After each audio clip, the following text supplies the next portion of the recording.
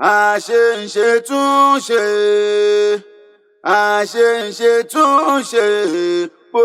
bá ṣe yìí tán wà tún ṣe mí sí o àṣeǹṣe túnṣe. àyájọ́ ọjọ́ lámàlà bí ọ̀sáyé Dr. Wahab Ayinde mani kó pẹ́ láyé kó sì rere ọmọ jẹ́ ọlọ́jọ́ ìbí aláàjì o Dr. Wahab mani ọlọ́jọ́ ìbí o. Ayinde Ibrahim wa máa sọdún ọ̀la ọlọ́jọ́ bí àgbẹ́kẹ̀lé rẹ kò ní já sófo ẹ̀mí ẹ̀ ṣe. Báńkàlà Ayinde Ibrahim Aláàjì torí mẹ́ka tó wọ̀ ní Aláàjì Abdulwahab Ayinde Adé o. Dr. Abdulwahab Ayinde ṣe bí wọ́n mọ̀ ń pè tàntàntàn ẹ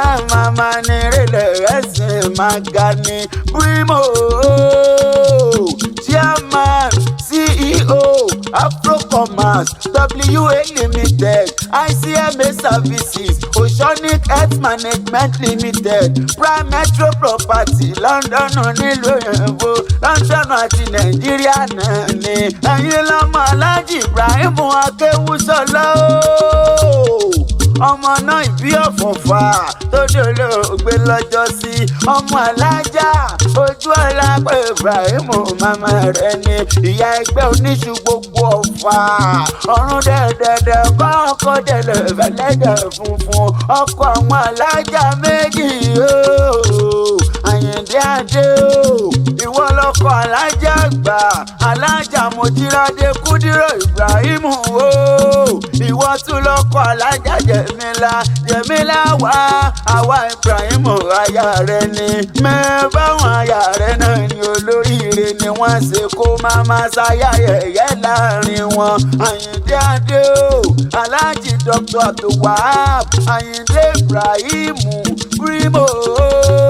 àwọn èèyàn rẹ ni wọ́n rán mi wá bí o Zakaria Adébáyọ̀ and family gbogbo wọn ni wọ́n ní wá kí ọ lóde lónìí wọ́n pa kiri àgbáyé dákun bá wà kálá Ayinde wa èèyàn dáadáa làlájì Dr. Abdulwahab jẹ́ wọ́n pé kẹ́mìrẹ́ ogun kó pẹ́ wọ́n pò nírẹ̀lẹ̀ yóò sì máa ga Ibrahim Primo wọ́n ní bọ̀ délé àwọn bàbá rẹ̀ ọmọ agboolé Olúwòrán ní pópó lọ́nà fà níbẹ̀ ní sílẹ̀ ìfọ̀mọ́ rẹ̀ gangan ọmọ yẹ̀rù òkè ọlọ́fà mọ́jọ tí ń jẹ́ Ọlálọ́mí o Mr. Zakaria àti Mrs. Rántí Adébáyọ̀ wọ́n ní bọ̀ délé lẹ́sẹ̀ kan ìyẹ̀rù òkè mọ́ pé ó máa gbọ́ ẹnu mi Ayinde Adé o ẹ̀yin lọ́mọ kúnnùkún mórí mo dásà kẹrìírí àkàlà mórí mo dásà kẹ̀mbẹ̀kùn Ọlálọ́mí mórí mo dásà làmí lápá ìyẹ̀rù òkè mórí mo dásà làmí lọ́bẹ̀ ẹ̀sìn rọ́rá làmí bẹ́ẹ̀ bá làmí Ayinde Adé o ẹ̀dẹ́pẹ́ má jẹ́ kí abẹ́ òjìlẹ̀ lápá mi ò máa fi sùjára gbada ọ̀kìrẹ̀ yóò lọ́fà àbí díyọ́ mẹ́ni ọ̀kìn ọlọ́fà ló lọ́fà Ọlálọ́mí ọlọ́mọ ló lọ́mọ ògbèlè kú lára yòókù òun ọmọ tí wọ́n ló lọ́lá tí wọ́n ló lògùn àṣàìmọ̀ró àṣàìmọ̀pé àṣàìmọ̀